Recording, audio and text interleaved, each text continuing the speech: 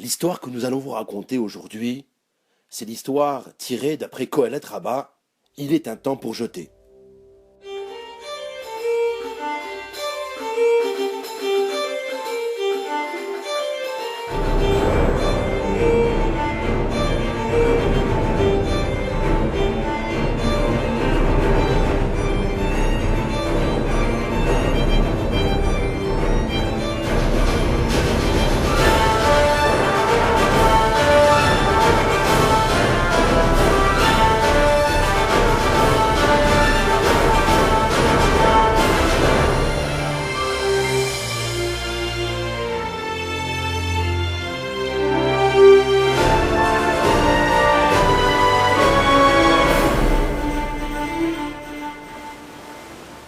Il y a bien longtemps, un marchand naviguait en mer avec son fils.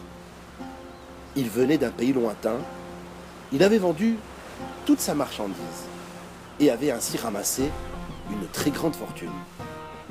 Il avait mis tous ses dinars en or ramassés dans un grand coffre, ce qui représentait un véritable trésor.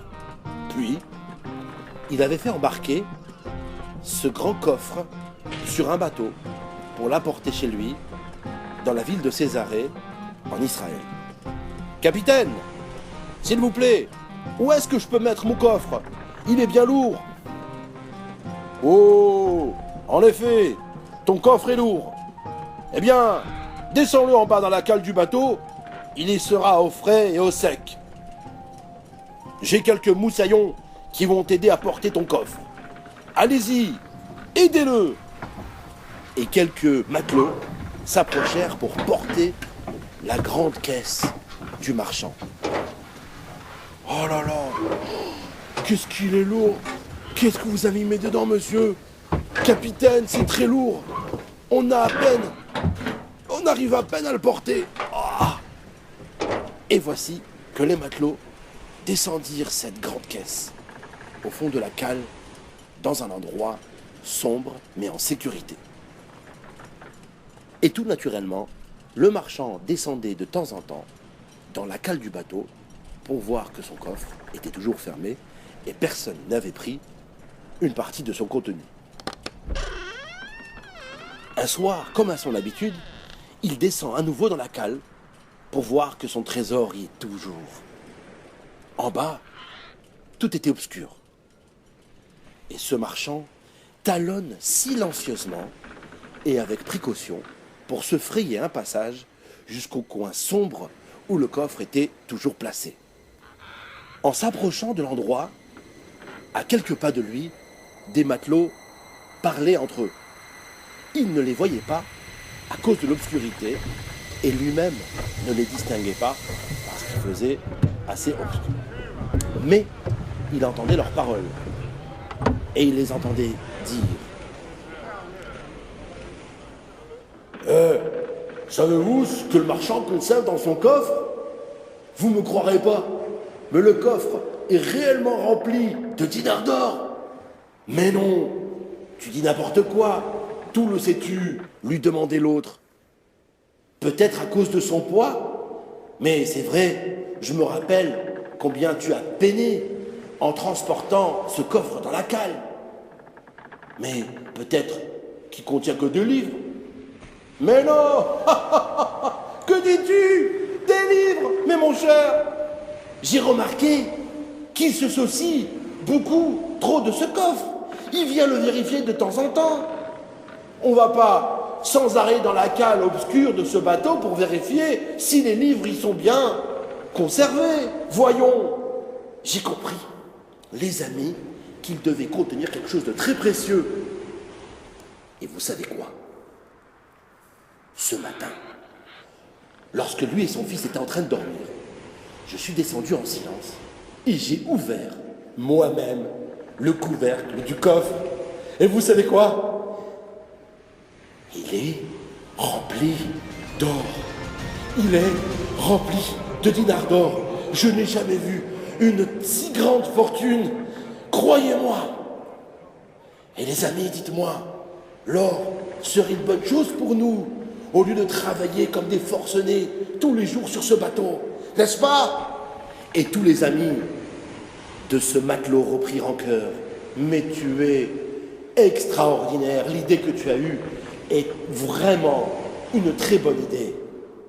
Mais dis-moi, qu'est-ce qu'on va faire si on lui prend ce butin? En arrivant à Césarée, on sera arrêté par la police.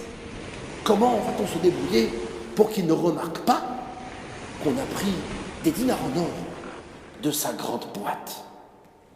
Si on se fait attraper, on nous infligera alors une très sévère punition. Mais mon cher ami, tu n'as pas compris. Ils n'arriveront jamais jusqu'à Césarée. Nous agirons de sorte qu'ils ne puissent jamais se plaindre. Vous m'avez compris? Comment? Que veux-tu faire? Eh bien, lorsque nous serons en haute mer, entourés uniquement d'eau, eh bien, nous jetterons le Père et le Fils dans la mer. Puis, nous prendrons leur or. Tous les autres matelots présents approuvèrent le plan cruel et puis repartirent à leur travail comme si que de rien n'était. Le marchand était à quelques mètres de là. Il restait debout, figé, tremblant de peur. Qu'allait-il faire? Comment pourrait-il sauver son fils et lui-même? Et il réfléchit. Il réfléchit longtemps pour trouver une solution. Et tout d'un coup, il eut une très bonne idée. J'ai une idée. J'ai une idée. Si l'on veut nous tuer à cause de notre or, il faut nous en débarrasser. Il appela son fils en silence et dit à son fils, « Mon fils, viens ici, il faut que je te raconte quelque chose. » Après avoir raconté à son fils toute l'histoire qu'il avait entendue des matelots, le fils s'effraya. Il dit à son père, « Papa, qu'est-ce qu'on va faire? » « Ne t'inquiète pas, mon fils.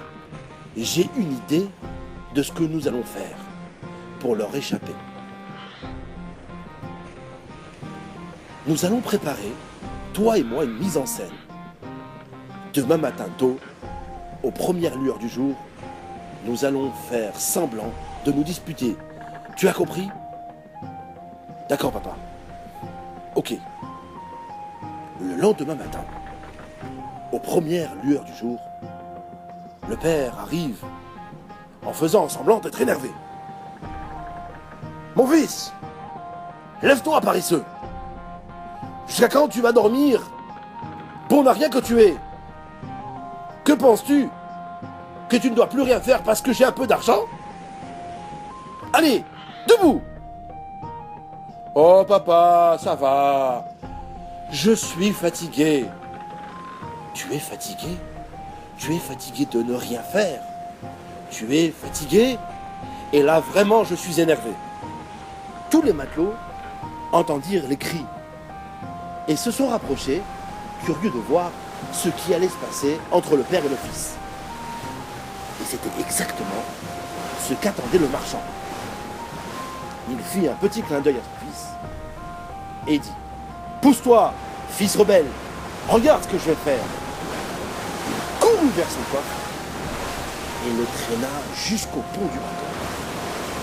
« Vois-tu, fils rebelle, ce que je vais faire? »« Non, papa, ne fais pas ça, tu es fou. »« Oui, eh bien, c'est pour te punir, parce que tu n'écoutes pas ce que je te dis. »« Non, papa, s'il te plaît. »« Et oui, je le fais. »« Tu ne recevras jamais mon or et mon argent. » Le père prit son élan et 1, 2, 3, jeta le coffre par-dessus la balustrade du bateau dans la mer, aux yeux des matelots étonnés, et de son fils qui pleurait et hurlait, soi-disant de chagrin. Et les matelots, horrifiés, dirent, « Avez-vous vu un tel colombo? Il a jeté tout son argent à cause d'une dispute, mais il a perdu la tête. » Et le marchand et son fils père directement. Car à présent, il ne contenait plus de milliards d'or, mais les matelots n'avaient plus de raison de les tuer. En effet, ils arrivèrent en paix, dans leur ville, à Césarée. Après avoir débarqué, le fils se tourna vers le papa, tristement. « Papa, papa !»« Oui, mon fils. C'est vrai que nous avons échappé à la mort grâce à ta sagesse. Mais nous sommes à présent complètement démunis. Papa, on n'a plus rien. Tu as tout jeté dans l'eau. » « Mon fils, l'essentiel, c'est bien que nous soyons restés en vie. C'est vrai ? » ?»« Oui, papa, c'est vrai. Ne t'inquiète pas, mon fils. Tout n'est pas perdu. Car j'ai encore une idée. » « Ah bon, papa ?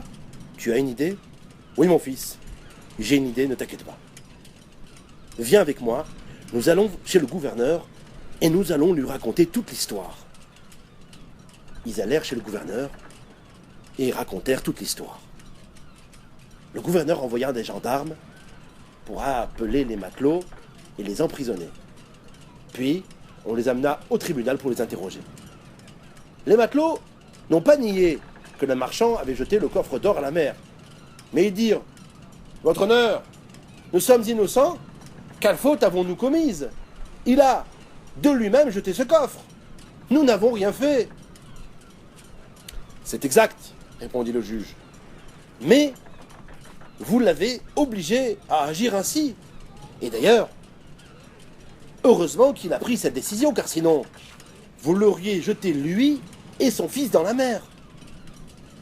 Vous devez lui rendre un coffre de dinars pour remplacer celui qu'il a perdu par votre faute. » Les matelots demandèrent au juge « Votre honneur, d'où provient une loi pareille? Nous n'avons rien pris. » Le juge répondit « C'est une loi que nous avons appris du roi Salomon, quand il l'affirme avec sa grande sagesse. Et il dit « Il est un temps pour jeter. Vous avez menacé la vie de ces hommes, et ils n'avaient pas d'autre moyen pour vous échapper. Voilà pourquoi vous devez leur payer ce qu'ils ont perdu. Telle est la loi pour les malfaiteurs tels que vous. » Rien ne servit aux matelots de plaider leur innocence. Ils durent dédommager le marchand de sa perte.